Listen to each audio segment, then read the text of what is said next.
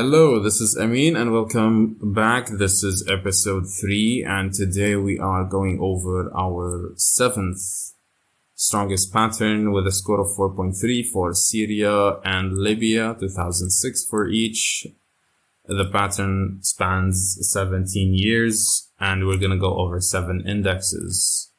So let's begin. Starting with the fragile state index, elevated levels indicating high fragility. They're almost maxing out the index itself. 120 is the maximum. And the Syria is already at 11 up until 2020. For Libya, coming shortly behind. For Syria, the civil war has devastated the nation's infrastructure, governance, and social fabric, making it one of the most fragile states globally. Despite some areas of stabilization, the overall state functionality is severely compromised. For Libya, the fragmentation of power post-Gaddafi has left Libya in a state of high fragility, with competing governments and militias hindering the establishments of a stable, functional state. For both Syria and Libya, they face monumental task of rebuilding state institutions and government structures. International cooperation and sustained peace efforts are essential for their transition towards stability and resilience. Let's move on to Group Grievance Index. Persisting elevation indicating deep-seated societal fractures, with Syria maxing out the index at a score of 10 out of 10 for 3 years in a row. Close by for the 4th year, 5th year, and then 10 for 2 more years. The same pattern for Libya. So let's start with Syria. The Assad regime's authoritarian grip masked simmering ethnic and religious tensions, which exploded into open conflict in 2011.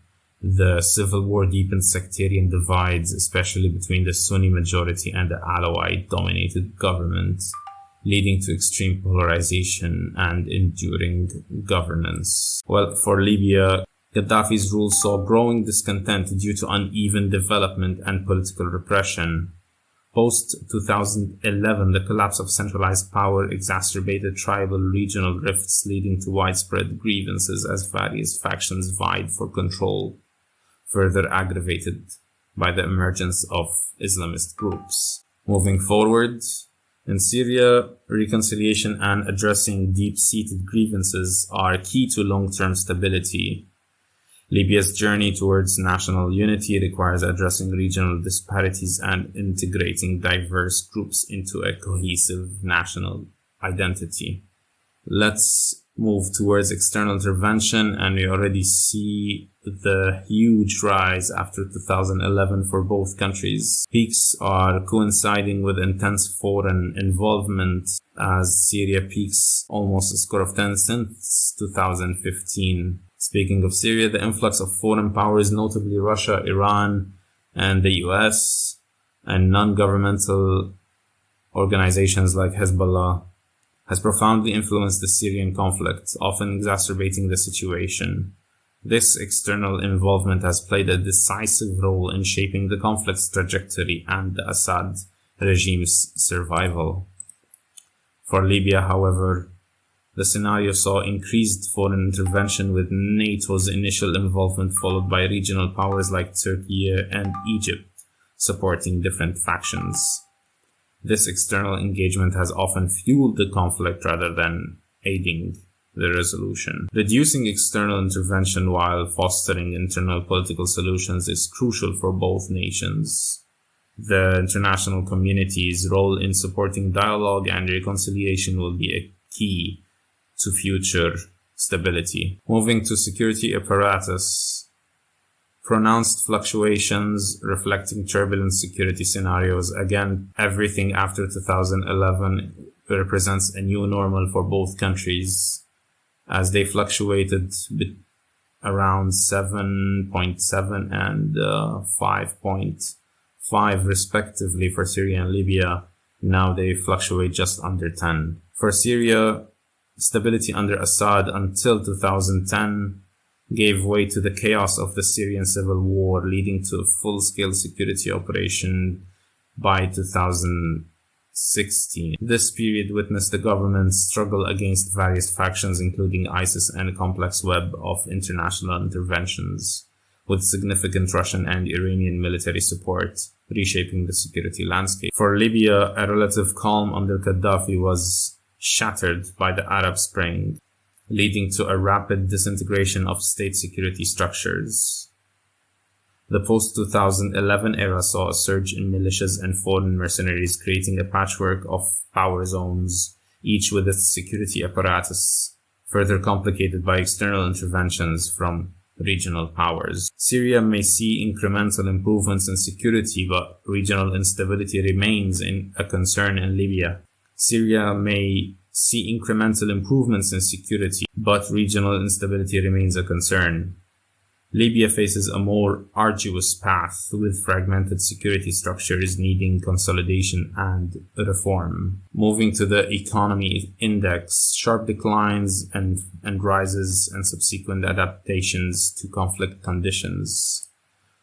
For Syria, the initial economic downturn due to the war gradually gave way to a war economy, with informal sectors and external aid propping up the economy. Despite apparent resilience, the overall economic structure remains fragile and heavily dependent on external support. For Libya, the oil-rich nation's economy took a hit with the outbreak of civil war, disrupting its primary revenue source. Post-Gaddafi, the economy saw fluctuating fortunes, tied to the control of oil fields and ports by various factions and hindered by ongoing instability.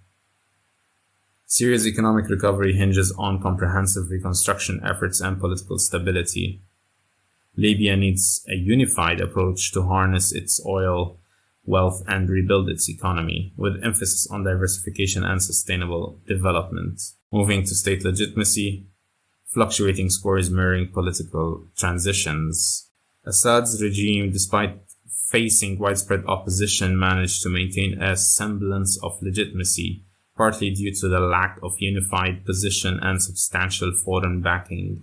This perceived legitimacy, however, is deeply contested and varies significantly across different regions and communities within Syria. Post-Gaddafi, the legitimacy of successive governments has been a contentious issue, with various factions claiming authority.